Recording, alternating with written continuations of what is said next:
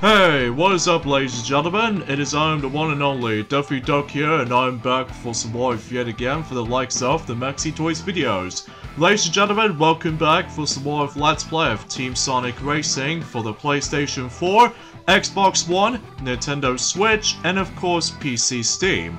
So last time we have basically just managed to wrap things up in the final Grand Prix in the entire game, which is of course Grand Prix 5, and definitely one of the longest Grand Prix indeed. And today, this will be the final video for this Let's Play, and because of this, we're going to be showing you guys not much extras in this game, but want to point things out for some extras that you can obviously try to do aside from Team Adventure Mode alongside with local play. Much like the previous two Sumo Digital Sonic racing games, you can able to actually race in this game in online play, and unlike the previous two games that you can able to do it normally from the Xbox Live or PlayStation Network, but no longer Nintendo Wi-Fi connection because, you know, it's been closed since 2014. But to able to actually play online play, you need to acquire a subscription for it, either the Nintendo Switch Online Membership Service or the PlayStation Plus subscription on between the PS4 version as well as the the Switch version. So even though you can able to obviously race against some players online if you would able to wish to do that. But there's also the forms of a standard race mode. Yes, unlike in the team race mode, that you have to play one particular character as the leader, and then obviously the other two AIs will become random if depending on what racetrack you're going to be able to race on.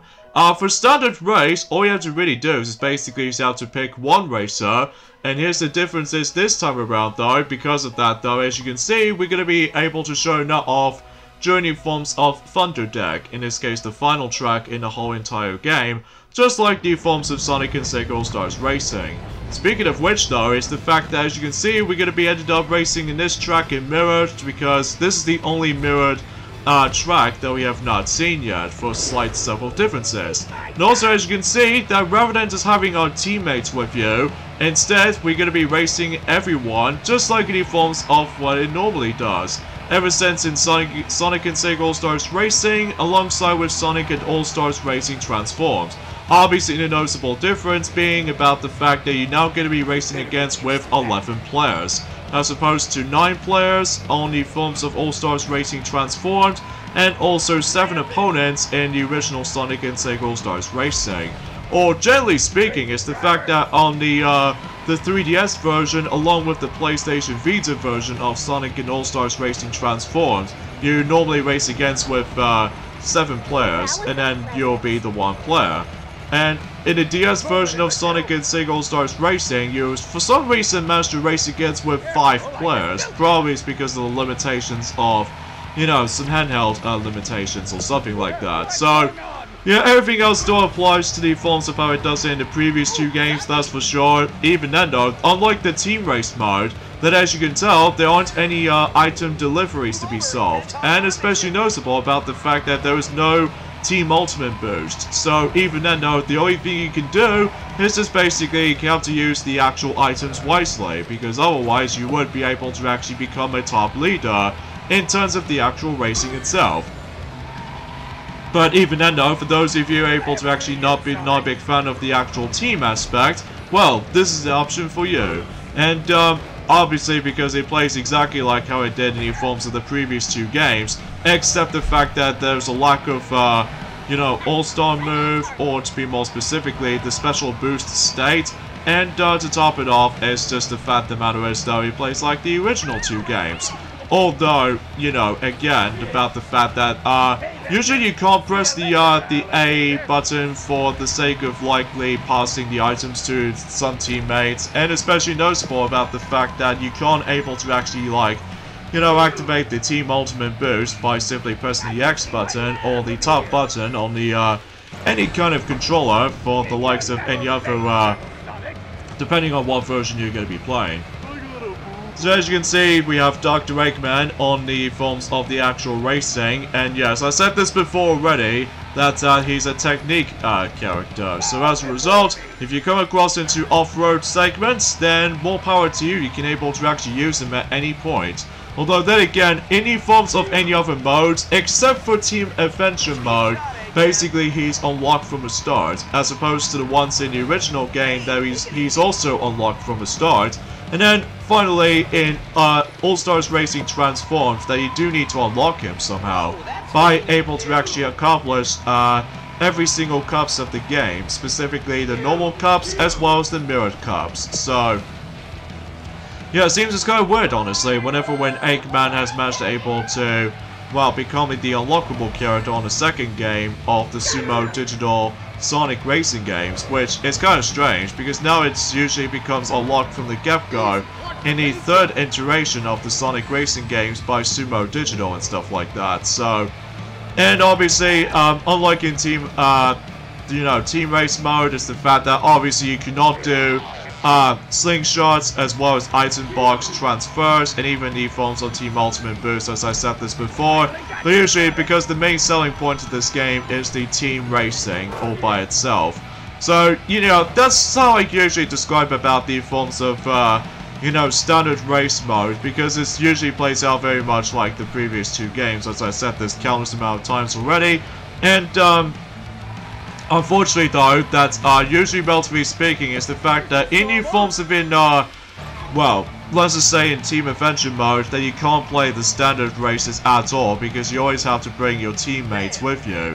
Whilst in some occasions on certain challenges though, that you can still definitely gonna be racing some stuff all by your own, but usually it's only for challenges only. So, and yeah, that's as far as I can say in terms of well, standard races, as far as I'm aware. And obviously, if you manage to able to actually do this also in Grand Prix mode, I'm pretty sure it does like the exact same point system as in Mario Kart Wii, as well as Mario Kart 8/Mario Kart 8 Deluxe. I'm pretty sure, but then again, I haven't really touched upon the forms of standard races that much, just because, again, this game really encourages you to have teammates with you. So yeah, that's pretty much about this is. Let's see how it's gonna turn out to be. And now let's move on to the next thing we're gonna show off, is that you notice with that particular credits that I've seemed able to keep on collecting, thanks to the forms of certain races that I can able to race onto, is that you can able to spend the credits on these mod parts. And basically, this is where you're able to actually get yourself some tons of unlockables, specifically card parts as well as some other items as well. And heck, even with the forms of the fact that if you couldn't tell in the background, that the actual background music you're going to be hearing is actually based off from a remix of Can You Feel the Sunshine from Sonic R.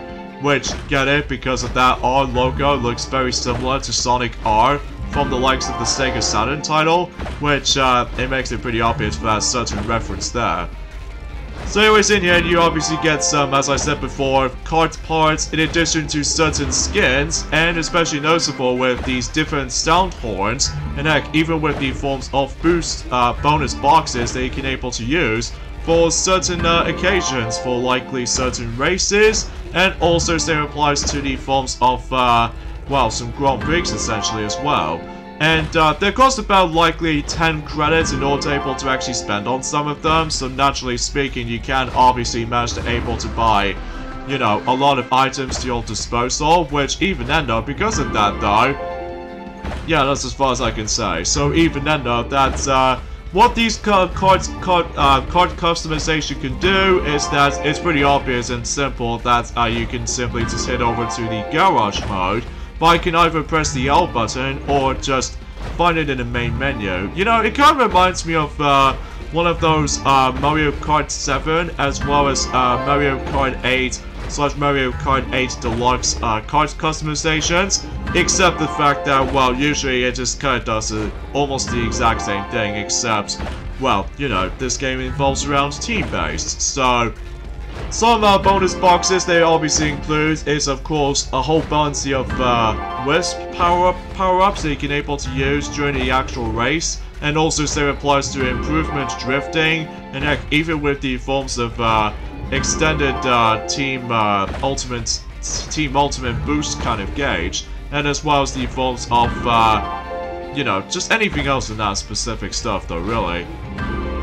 But yeah, that's as far as I can say in terms of mod parts, and you can basically just able to actually spend the most insane amount of credits as you could, as long as you would be able to, depending on what difficulties you choose, either normal, expert, or hard mode, basically that if you select expert mode, you can get a whole bunch of those credits, which definitely recommend you able to do that, because otherwise, if you're running low in terms of those credits that you can obviously get, then you would able to actually just classify for able to actually just, well, get some more card parts, as well as those bonus item boxes here and there too, and heck, even with the forms of, well, just anything else though, really. So that's why this game does have a lot of replayability, unlike the ones and how it does it on the, well, normally in the previous two games, that normally any other characters only have like, well, the original game does have one particular card for most characters, whilst the forms of in All-Stars Racing Transformed does add something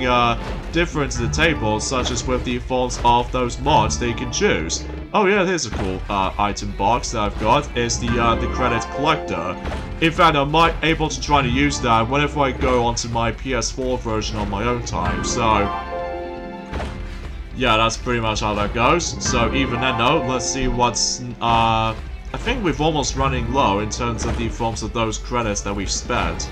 Although, gotta think about it though, we keep on getting a lot of those rare variations of those card parts, as you can see.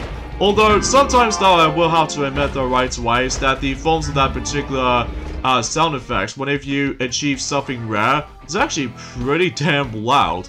Like, literally just loud.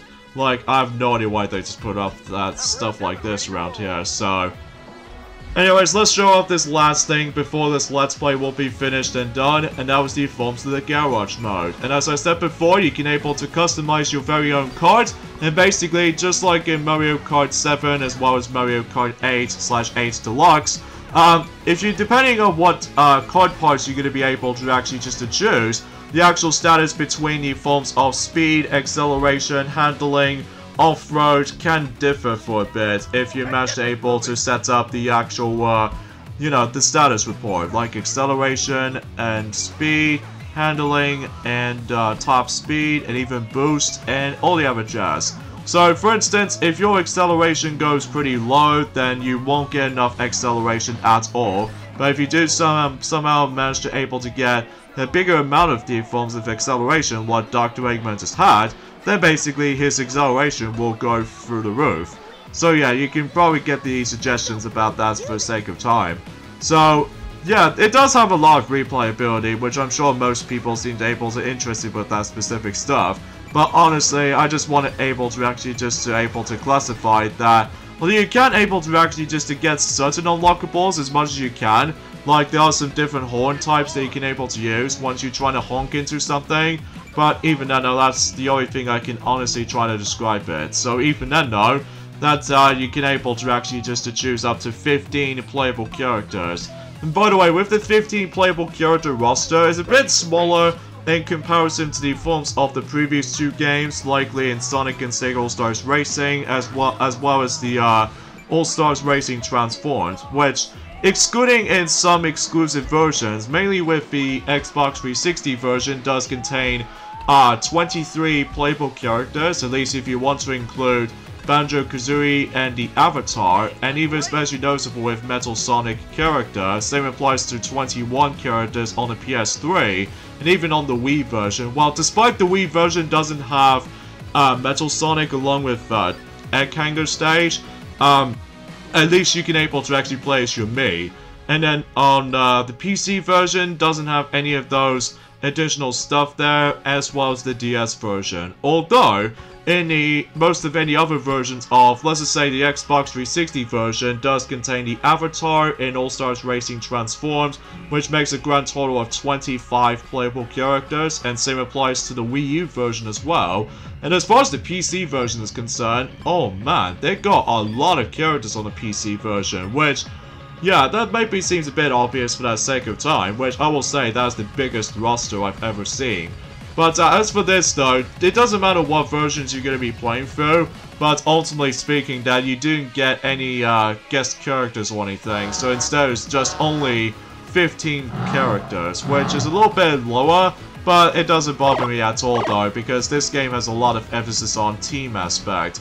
Although I wish I could able to actually let them be able to actually make a comeback for a Sega game after the events of Rio 2016 Olympic Games, but for whatever reason they never bring them back. But oh well. It's not that big of a deal honestly, because even then though, at the end of the day, that's all I can really honestly try to say about this for the most part. So yeah, I guess that pretty much sums it up in terms of Team Sonic Racing. I hope you guys do enjoy this Let's Play, and I certainly did for a bit, but I suppose the final thing I'll show off is the player status report, which it actually tells you how much rings you've collected, how much races you have done, and how much Team Ultimates you actually use for the majority of the whole game. So yeah, I just want to classify that exponentially as well as the options, and you probably get the idea. So I hope you guys do enjoy this Let's Play, and I certainly did for a bit, even though there are some annoying parts like these Daredevil challenges can obviously be irritating and stuff like that, but that's probably just me. So hope you guys enjoyed it. This is me, Duffy Duck, from the likes of the Maxi Toys. And until then, I will able to actually leave you guys to this, and I'll see you guys soon. So see you then. Bye.